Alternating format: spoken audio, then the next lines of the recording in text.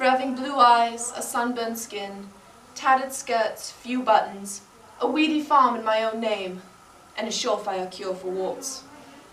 Half-hanged Mary was Mary Webster, who lived in a small Massachusetts Puritan town in the 1680s. She was accused of witchcraft and hanged from a tree, where she was left all night. It is known she survived being hanged because she lived for another 14 years. Half-Hanged Mary by Margaret Atwood. 8 p.m. The rope was an improvisation. In time, they'd have thought of axes. I go up like a windfall in reverse, a blackened apple stuck back onto the tree.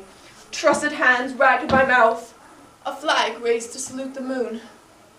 Old bone-faced goddess, old original, who once took blood in return for food. The men of town stalk homeward, excited by their show of hate. Their own evil turned inside out like a glove, and me wearing it. 9 p.m.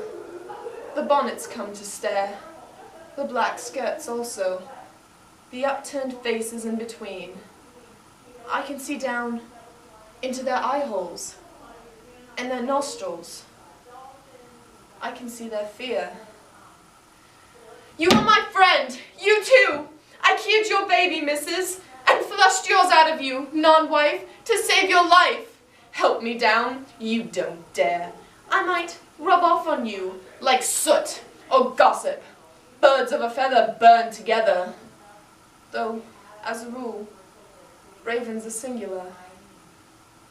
In a gathering like this one, the safe place is in the background, pretending you can't dance. The safe stance pointing a finger. I understand you can't spare anything. A hand, a piece of bread, a shawl against the cold, a good word. Lord knows there isn't much to go around. You need it all. 10 p.m. Well, God, now that I'm up here, with maybe some time to spare, away from all the daily finger work, leg work, at the head level, we can continue our quarrel, the one about free will. Is it my choice that I'm dangling like a turkey's wattles from this more than indifferent tree? If nature is your alphabet, what letter is this rope? Does my twisting body spell out grace? I hurt, therefore I am. Faith, charity, and hope are three dead angels, falling like meteors, or burning owls, across the profound blank sky of your face. 12 midnight. My throat is taut against the rope, choking up words and air. I am reduced to knotted muscle. Blood bulges in my skull. My clenched teeth hold it in. I bite down on despair. Death sits on my shoulder like a crow, waiting for my squeezed beat of a heart to burst so it can peck at my eyes. Or like a judge muttering about sluts and punishment and licking his lips.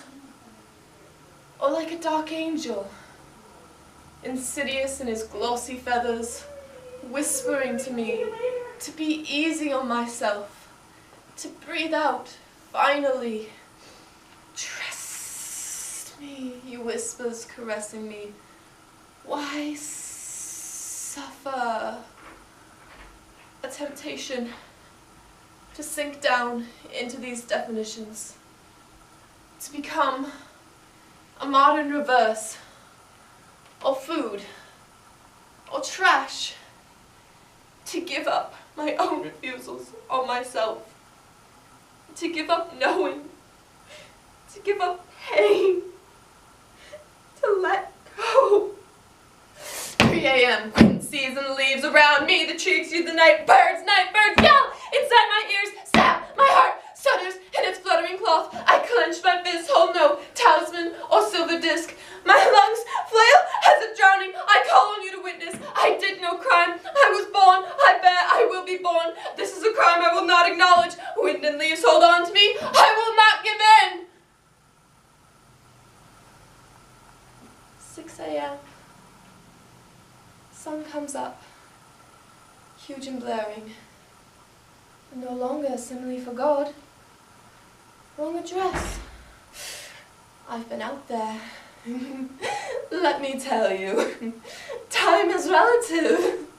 I have lived a millennium. I would like to say that my hair turned white overnight, but it didn't.